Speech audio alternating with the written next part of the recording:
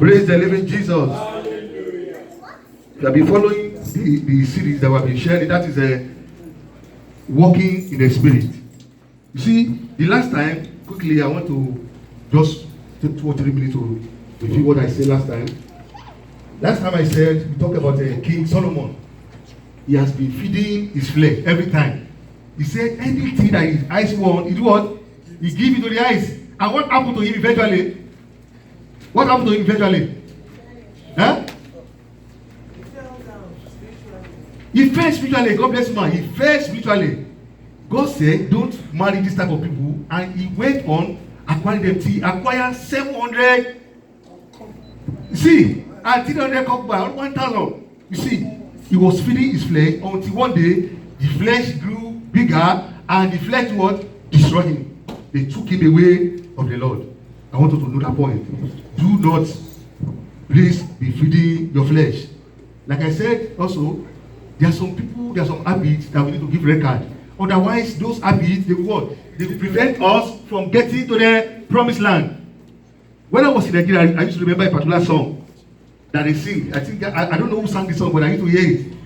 I said, many people still play it. People that are Christian. That song say, "Ẹni tó bá ta fele fele tó ṣe dákúdákú." Hey boys, right here. See, and people that are born again are playing it inside the car. Hey boys, right here. That's not a Christian song. There are some songs that we need to what?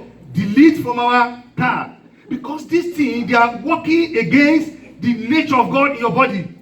Because the mentality that this song is presenting is a mentality of what? Of fights every time. And that is why we are unable to control ourselves. There's a place I read last time. Let's read First Thessalonians chapter 5. I want to show us something today. First Thessalonians chapter 5, verse 23. First Thessalonians 5, 23. Somebody can read for us because it's just one verse 23. Are we there? Yeah. First Thessalonians 5:23. And the very God of peace sanctify you wholly. And I pray, God, your whole spirit and soul, body, be preserved blameless unto the coming of our Lord Jesus Christ. You see, God wants to use the 3 departments of our life. He wants to use our what? Our spirit, our soul, which is the mind, and our what? And our body. God wants to use those 3 departments. God wants us to be anointed in the spirit, anointed in the mind, and anointed where? In the body. The body responds to the mind. Our body is being controlled from our mind. That is the problem. So many people, they have issues. Many people in the church, they have never done any of the 3. Neither Jesus Christ has not been the Lord of their spirit, talk less of their mind, talk less of what? Of their body. You see, being a member of the church, I want you to know this point, please write it down. Being a member of the church does not make you a minister.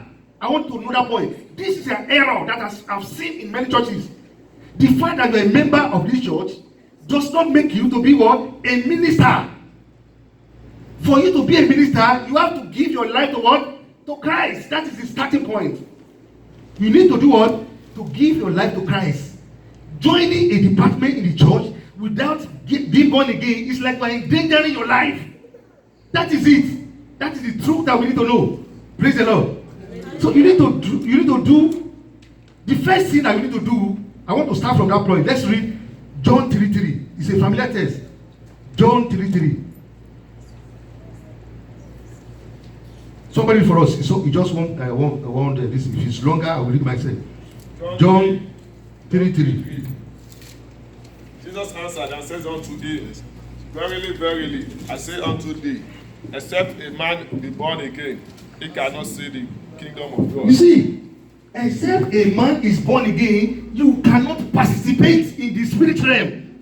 You see, a child that is inside the mother, can he relate with us on the physical head? No. For you to walk in the spirit, you have to be born into the spirit first. That is where this thing starts. For you to, you say something, I want to walk in the spirit, but you are not born again. You are wasting your time. You see, a child that is inside the mother cannot be eating amala. Abi, Can he eat egusi? No. Can he go to school? No. You have to be born outside first before you can what? Go to school. See, for you to join the spirit realm, you have to be initiated into the realm of the spirit. You have to be born. I want to know that. So that you will be thinking, why am I trying and it's not working? It's because you don't go follow the formula. That's the first thing I want to know. The first thing is to be born into the spirit. The second point is that, let's see that point in Ecclesiastes chapter 11. I will read here because of my Ecclesiastes 11, but I want to go there. Second point, Ecclesiastes 11. Ecclesiastes 11:5. Are we there? Okay, somebody is just one verse. Somebody for us, please. As you know not what is the way of the wind, or how the spirit comes to the bones in the womb of a pregnant woman, even so you know not the work of God, who does all. You see, if you read from the King James, he said, as thou knowest not what is the way of spirit. You see, you have to be born again first. Then after you are born again, you need to learn the way of the spirit. The way of the spirit is different from the way of the flesh. That is to say, when you come to church, any service you want to render to God, you go by the way of the spirit, not by the way of the flesh, not by the way of your understanding. Many people, they want to serve God, but they want to serve God using their own method. It's not going to work. There's a way of what? Of the spirit. Then again, just as we call us a man of God, we are also a man of the spirit. The Bible says so. As I'm standing here now, I am a minister of the spirit. I am ministering spirit to you. Why? Because the Bible says the word that I'm saying, they are what? They are spirit. So I am also a minister of the spirit. Let me show you that one in the 2 Corinthians. I will read that place myself here. 2 Corinthians 3. 2 Corinthians 3. Are we there? 2 Corinthians 3. I read from verse 5 and 6. He said, let me read it from this translation. I think it's better here. 2 Corinthians 3. I read from verse 5 and 6. He said, not that we are sufficiently qualified in ourselves to claim anything as coming from us, but our sufficiency and qualification come from who? God. He has qualified us, making us, I'm reading from the Amplified, as ministers of the new covenant of salvation through Christ, not of the letter of a written code, but of the spirit. For the letter of the law is by revealing sin, and the demand of the spirit give life. So we are ministers of what? Of the spirit. You see, we are ministers of the spirit. It's a departure. There's a message I have under the New Life in Christ, which is the ministers of the New Testament. They are very different. Many people, they mix a lot of stuff together. Ministers in the Old Testament are different from ministers of the New Testament. The purpose of fasting in the Old Testament, they are different from what we do in the New Testament. For example, in the Old Testament, when you fast and fast, you fast to bring the presence of God. But in the New Testament, when you are born again, you are born already with the presence. So you fast to make your antenna stand, so that you can be active. Praise the Lord. So I want us to know this point, that this is the procedure. Be born again first, then you learn the way of the spirit. And you know that you are what? A minister of the spirit every time. Let us read. Let's go to 1 John chapter 2.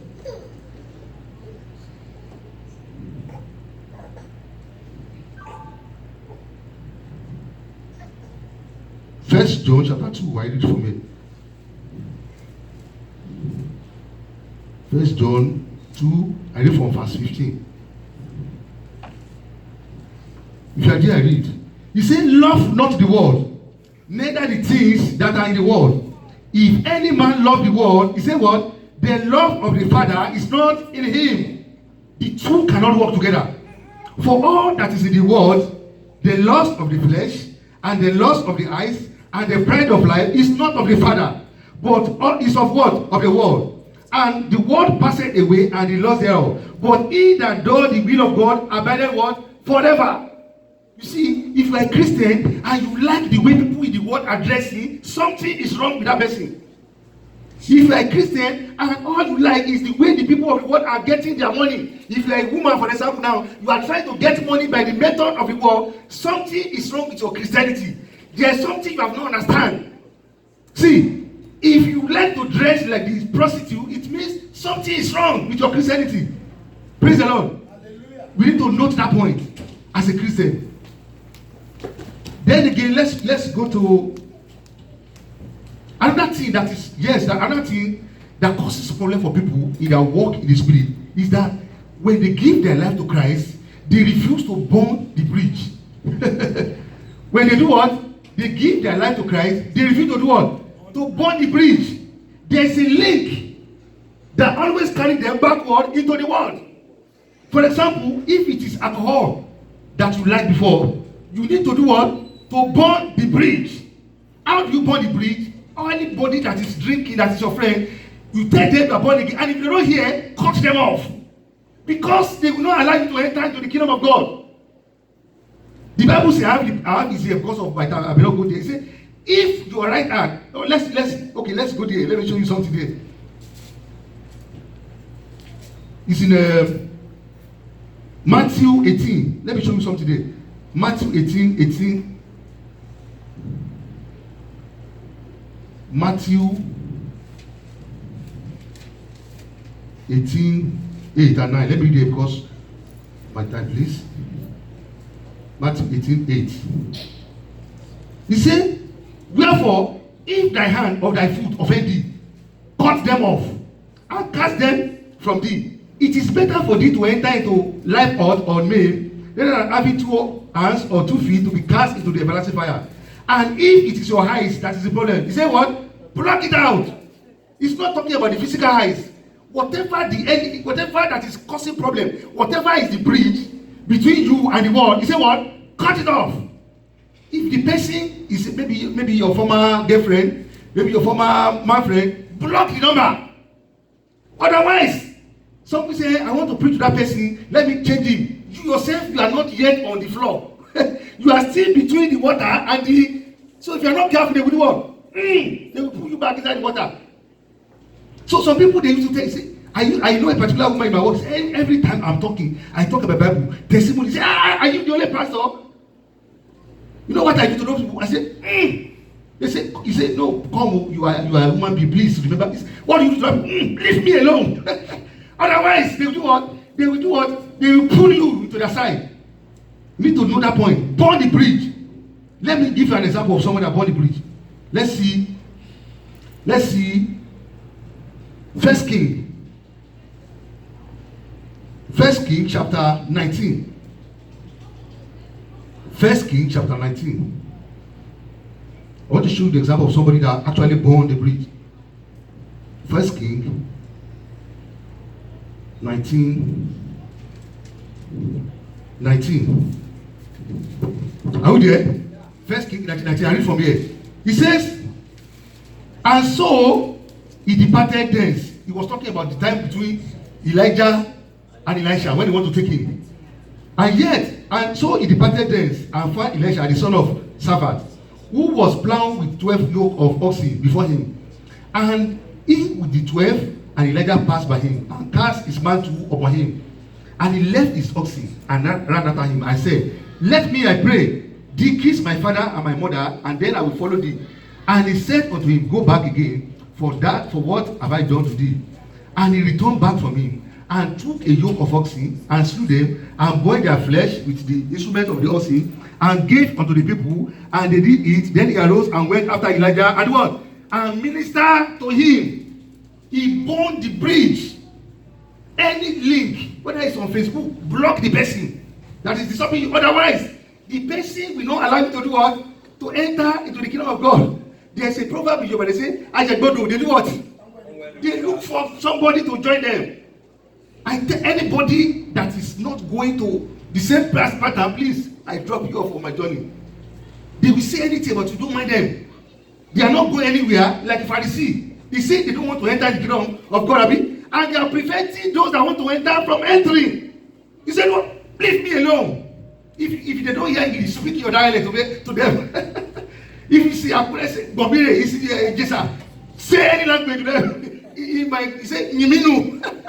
Speak any language to them that they understand. See, they will not allow you to go forward. I do that, and I don't mind whatever anybody say, because it is my life, it is not their life. Nobody will give account for them. I will give account for what? For myself. So I need to do that. Otherwise, they will not allow me to go forward. I want to know that point. Let us read Galatians chapter 6. Galatians 6. I will read from here. Galatians 6. Galatians chapter 6 verse 7. I will read from the Amplified. Galatians 6 and 7. If you are there, I read. He said, listen to the way they put it here. He said, do not be deceived. Don't fool yourself. God is not mocked. The meaning is, he will not allow himself to be ridiculed or treated with contempt. No, allow his precept to be constantly set aside. Just say, because I'm a man of God now, I can just once in a while, let me do something, and God, he said, God is not like that. Whether you're a pastor or no pastor, he said, God. Once you break the law, they pile on your back. And sometimes the punishment may be death. And I pray it shall not be a portion in Jesus' name. Amen. He said, do not be deceived. God cannot be ridiculed. You cannot play smart with God. You cannot do what? Smart. God, the brain that you carry, God put it there. So he has brain that is more than your own brain. You cannot give excuse. Some people, they look for loopholes. It's in scripture to take excuse and enter something. He said, God is not like that. He said, whatever a man sow, he what? He will reap. If you are sowing, for example, at work now, somebody is working 60 hours. At the end of the month, are we going to get, somebody is working 40 hours. Are we going to get the same thing? No. If you are sowing to the spirit too, the same thing that you sow is what you get. God is not partial. I want to know that point. Let's read verse 7. Verse 8. He said, for the one who sow to the flesh, his sinful capacity is worthless. His disgraceful impulses we reap from the flesh. Ruin is a what? Destruction. But the one who sow to the spirit, we also reap what? Life eternal. So whatever a man sow is what is going to what? Is going to reap. That is the law in the spirit realm. God is not partial. I want to know that point. Let me read another place that is similar to that one. That's John 6:63. Please, I want to write this place down and check for yourself. John 6:63. If you are there, I read. John 6, chapter 63.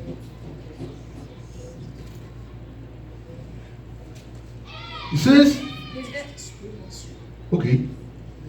It is the spirit Yes, that quickened the flesh, profiteth nothing. The words that I speak unto you, they are spirit and they are life. You see, it is the spirit that gives life. He said the flesh what? Profit nothing. See, look, I want you to look at me. I am an accountant by training. We used to prepare profit and loss accounts and balance sheet. What we do is some of our accounts, the income on this side, the expenses on this side. So at the end of the day, if the income is more than the expenses, what happens? It's not balance. It's loss. Abi? If the income is more than the expenses, it's gain. If the expenses is more than the income, it's what? It's loss. Now, what people what they do is that they say the flesh profits nothing.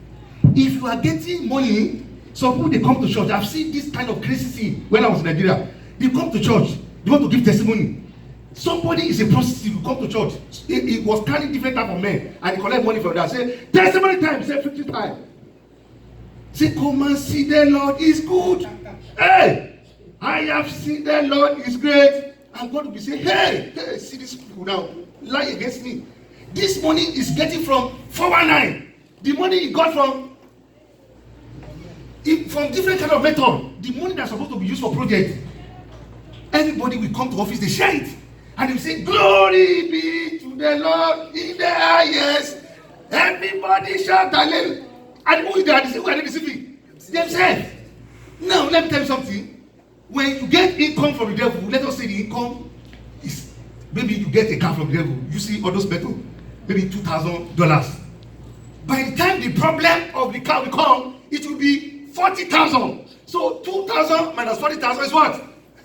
Is what? 38,000 deficit. That is the devil for you. The devil will never give you something free of charge. Why? Because it is against his nature. If you read the Bible, the devil has a mission statement.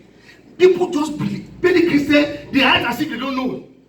The Bible says the devil comes to steal, to kill, and what? And to destroy. That is the mission. If you go to 1 Peter, he says our enemy, the devil, is looking for somebody to destroy. The Bible does not say our friend. He says our what? So why are you getting something from his company? You are looking for what? Trouble. So when you prepare your balance sheet account later, you see that at the end of the day, what you think is gain is actually what? Look at that pastor now that was sleeping with somebody in the church. He has been enjoying it. This one after this one, he catch another one. This one after one, catch another one again. But what happened one day? He has been enjoying it, but one day, the devil, look at the total disgrace. That is the ministry of the devil. He will disgrace you in a way that, if you are not careful, you want to run out of town. And that guy killed himself. Why? Because it was paid back. The Bible says the wages of sin is what? Wage sin as salary. Whether you like it or you don't like it, at the end of the month, he pays salary too.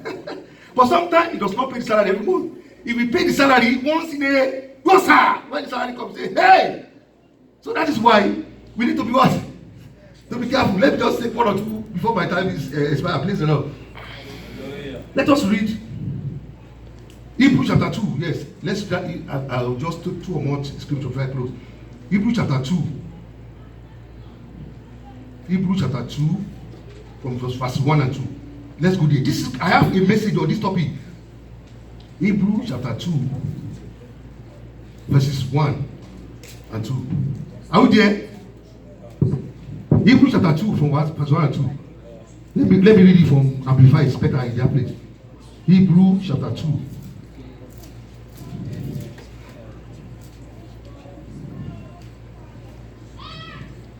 If you are there, I read. He says, for this reason, that is because of God's final revelation in his son Jesus, and because of Jesus' superiority to angels. If you read it from the King James, you may not see this one here. He was talking about the message of the angel, that is the angel revealing the law to the Moses, and Jesus Christ telling us about what is going to happen on the final day. He said we must pay much closer attention than ever to the things we have heard, so that we do not in any way drift away from the what? From the truth.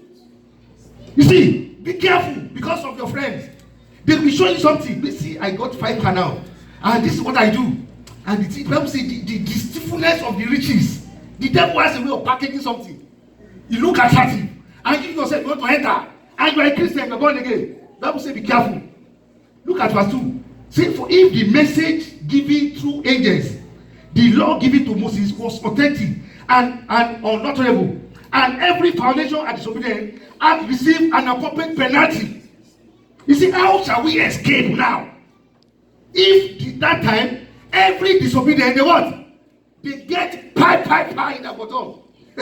You see, if you think we are under grace now, you are deceiving yourself. Because the meaning of grace is this. Grace is the ability of God that gave to you to do what you cannot do by yourself. That's the difference between the Old Testament and the New Testament. In the Old Testament, they have a law, but they are trying to obey it. That is why they cannot by themselves.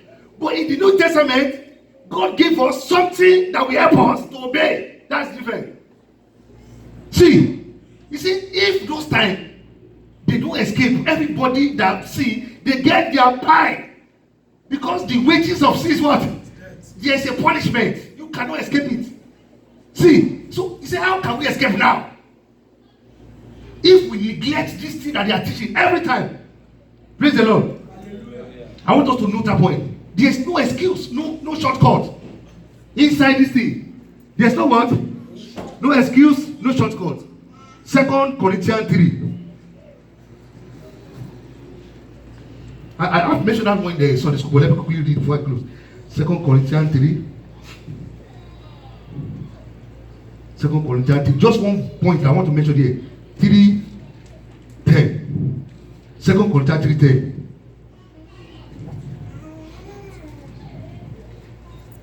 Sorry, 2 Corinthians 10:3. I missed 2 Corinthians 10:3. If you are there, I read. He says, "For though we walk in the flesh, we do not war after the flesh. For the weapons of our warfare, they are not carnal, but mighty through God to the pulling down of what? Strongholds, casting down imagination and everything that exalts itself against the knowledge of God." You see, we use this thing to fight the devil every time, but it applies to us too. For example, what does the Bible say about this matter? The Bible says, "Do not dress like this." And you say, "No, that's how I want to dress." That means you are more wiser than God. I mean, that's you are God on your own. God told, "Don't eat this thing." And they said, "That is what we want to eat." And after they God said, "Get out of my compound." Why? Because you are now God of what? Of yourself. I mean, that's the implication. When God said, "This is what I want. This is how I want you to relate with your husband. This is how I want to relate to your wife. This is how I want to relate with you." He said, No. God needs to be more reasonable. You are the one that needs to be reasonable. Why? Because you don't want to follow. See, the people in the world in America, the way they dress, they are under the kingdom of darkness. Everybody that's not born again, they are operating under the law of kingdom of darkness. So if that is what you like every time, then you are looking for trouble. You cannot be in the kingdom of God at the same time be dressing like people in the world. They cannot work together. Praise the Lord. Then I close with this last Bible verse. Let me read just this one more. Hebrew chapter 5. I close with this one. Hebrew chapter 5. I want to say something there. Hebrew chapter 5 verse. Hebrew 5. I read from here. Hebrew chapter 5 verse 12. Hebrew chapter 5 verse 12. He said, this place is talking about Samson. Samson was very anointed, very powerful man of God. But he liked what? Women. There's a weakness that he has. And if he doesn't control the weakness, what happened to him? The weakness eventually what? Brought him down. Every Samson need what? They need a Joseph spirit. Otherwise, they will not go further. You see, the way we do our life, let me quickly show you the point I want to mention. He said, for the time you have to be teachers, you have need that one teach you again, which be the principles of the work of God, and have become such as have need of me, and not of some meat. For everyone that you say meat is unskillful in the word of righteousness. He said, but strong meat belongeth to them that are full grade, even those who by reason of use have their senses what? Exercise to discern both good and what? As you have physical senses in your body here, we have spiritual senses also. If you want to enjoy God, your antenna must be what? Your internet must be what? Fully connected. Otherwise, we are living among dangerous people. Most of the people that you see that are good, they are not what? They are not the real person that you see. So anytime I walk, I pray, I stay in the spirit, my antenna is what? Your antenna must be like this. Must be what? Straight every time. Otherwise, there will going to be interference into this radio station. Have you listened to Nigerian radio station before when positive FM is playing and the antenna is not positive? You see another FM entering. Your internet must be what? Must be sharp. The woman was asking, look at somebody. He was asking him, where is your power? The first time. I mean, second time. The third time, until finally, something is wrong with that man, Abi. Because he does not use his word, his spiritual senses of the eyes very well. Then what happened to his physical eyes? He lost the physical eyes. So you need to be sharp. And how can you be sharp? You must be in the spirit 24/7. You need to study the scripture. Study the word of God fast. If you can speak in tongue, blow in tongue, and you see your signal will be fully connected. Sometimes you want to say, hey, the spirit of God say, no, don't sit down. Something is there. I need to speak in tongue. And I speak on the thing they are put there, go back to the sender. I pray God will help us in Jesus' name. Let us be on our feet.